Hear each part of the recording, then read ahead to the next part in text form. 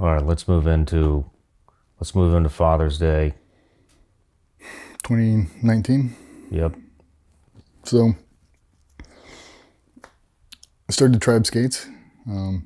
Started doing fracture burning. We were laying graphics, doing normal stuff, and fracture burning was kind of introduced to me. So you take a microwave transformer, you pull it out and you hook it up to jumper cables, and run a lead out to 110. There's no real safety measure. There wasn't on that machine. So I ran an extension cord out of my house to an octopus outlet. Take said machine, plug into said octopus outlet, and then hit the button. Hit the button, unplug it. Now there's no power going to it. The unit's good. I've been doing it for months. Burned hundreds of boards at this point. I've got my chi down. I've got my whole system down, and it's therapeutic because it's fucking dangerous. Like you gotta be locked on. So I'm in super good shape. It's Father's Day. I am burning paddles for an EOD unit. It's about to retire, so they're giveaway paddles. I fracture burn them now, and they do a bunch of cool stuff with them. And a buddy calls me, and he's like, hey, I've got a couple more. Can I drop them off? And I've been out there since 6 a.m. Like, send it. Fast forward, I burned probably 10 boards that morning. And he shows up, and they're not sanded. They've got lacquer all over them. I've still got a bunch more boards I got to do, and you have to sand off every ounce of that lacquer or it won't conduct. It just won't do it. You got to spray electrolyte solution on it, hit it with the voltage. So he is, I'm fracture burning boards. I stop, I take a break. He's plugged into the octopus outlet with a sander, sanding them down. In the confusion, the sander gets unplugged. My machine gets plugged and the switch gets turned on. Shit. So I've got sawhorses set up. I'm sanding down boards with a bristle brush, knocking all the ash off. I'm spraying it down with a hose, so the whole backyard is covered in water. I'm in a tank top and board shorts, no shoes on, doing my thing. I remember it like it was yesterday. We're in front of my bay window, and it's probably from here to there. I mean, it's close. We're standing essentially on the back porch. Both my kids are there. They're watching the iPad or watching cartoons, eating breakfast. It's probably 8 a.m. And the old lady knocks on the window. She gives me one of these, like, it's fucking Father's Day, let's go. Trying to go have a family breakfast and do the whole thing. I'm like, last burn. Last burn. And I was like, all right, man, let's knock out this last one. And I grabbed those leads and I readjusted my hands. And if you're true north, that's where he was. I was about in this fashion. And when I grabbed those leads, it snapped me and spun me towards him, and every muscle in my body contracted. And I can remember my head fighting the urge. It wanted to slam back and touch my own spine. And I remember fighting it as hard as I could. I can remember my teeth heating up. And it felt like there was a copper spool. I could taste copper in the roof of my mouth fucking spinning. We made eye contact. I remember him screaming, fuck, fuck, oh no, no, no, fuck. And the contraction got so fucking hard, I ended up taking a step back at some point and I landed in a puddle of water. But when I did that, I heard a loud pop, boom, and it was my collarbone shattering. And if you listen to Patsy, I leveled out in the air and I shot across the yard, still holding on to these things. Holy shit. I remember hitting the ground and skipping and having this thing. It felt like my entire body was being burned alive. It was intense and it was static, but it was static you could feel. Like the static on a TV, like everything went to that, and it was the static sound was inside of your fucking brain. Just, and he unplugged me and everything went black. And I don't know how long I was out for, I don't remember. But I remember opening my eyes and he was in my face. And I remember exhaling and smoke coming out. I remember looking down at my hands and I had a burn through my palm, had one coming out of my finger. Shot came out of my head, some arc spots out of my thigh, had one come out next to my ass. And I remember laying there and he looked at me and he goes, do you know where you are? I said, on the ground? And he said, are you okay? And I said, no, I'm not okay. I was like, my collarbone's broken and my left shoulder's out of socket for sure. And he kind of rocked me up forward, and I had a big mouth of Copenhagen in, and I bit through my tongue. So you can imagine what that feels like. I just kind of opened my mouth and just let this shit pour out of me. It was just a steady pool of blood. I didn't know how bad it was, but I knew it was bad. My wife's freaking the fuck out. The kids are freaking the fuck out. He's freaking the fuck out. Rightfully so. I told him I do pretty good at keeping my composure in situations like that. And I was like, we're good. I looked at Patsy and I was like, I'm driving myself to the hospital. I'll go get checked out, go eat breakfast. I'm not ruining Father's Day. And that was the stupidest thing that's ever left my mouth. You're gonna drive yourself to the hospital now after this? And I remember I stood up. They were trying to find me shoes, trying to find a hat, and trying to find my wallet. I live maybe 2 miles from like a level 3 trauma center. And he is gonna drive me there. My wife is gonna call her mother to come over and watch my kids, and they're gonna meet me there. They've already called Cole. They've called everybody in the shop to let everybody know what's happened. I stood up and I said, all right, I'm walking to the truck, and I turned and I got to the gate, and it's probably maybe 40 feet to my truck. And I took a step and everything went, took another step. And it reminded me, in the moment I thought about it, you remember Kill Bill? You remember the 5-finger death punch? Yeah. Take 5 steps, on the 5th one you die? Exactly like that. I got to 4 and I was fucking right here. I was a fucking cyclops. I couldn't see shit. And I was scared to fucking death. I could feel my heart rate slowing down. Like I could feel it. I mean, you'd think it'd be blowing through my chest. It wasn't. I could feel it. And I didn't feel right. I felt very strange. And I took one more step and everything went jet black. It's fucking totally blind. And I'm just on the side of my house. I can't feel anything. I can't put my arms out because everything is broken. So I'm hoping that someone's going to come save me. And I can't see a fucking thing. Nothing. And I start to breathe. I start to hyperventilate, try to flood myself with oxygen.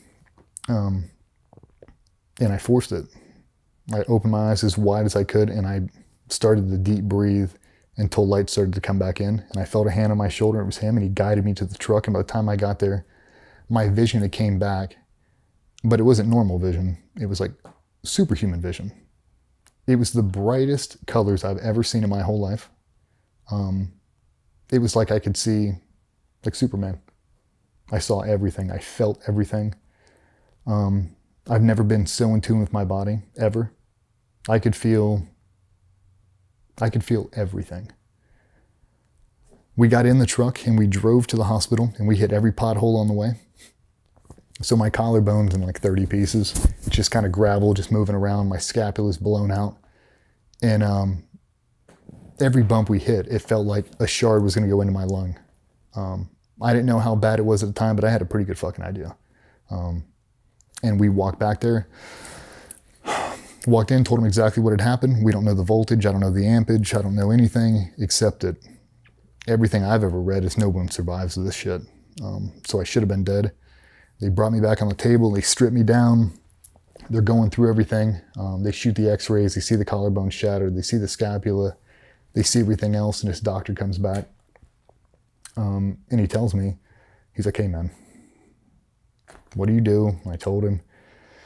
He's like, here's the issue, is with electrocution injuries, your body starts to produce some kind of enzyme. Like, I'll fuck up the name, so I'm not going to try. But he goes, if that number hits, we'll call it 10. If it hits 10, your whole body's going to turn into essentially like rhabdo. Muscles are going to liquefy, and I have to start chopping shit out of you. I'm a lot bigger then than I was now, or than I am now. And he goes, I got to start cutting out big things, dude.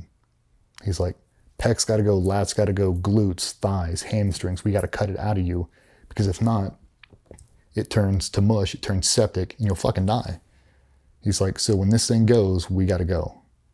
So I'm imagining now, I'm laying in a hospital bed, and this dude's going to walk around the corner with a fucking piece of paper and start cutting pieces off of me. So it's just your tissue, it's dead tissue that's rotting.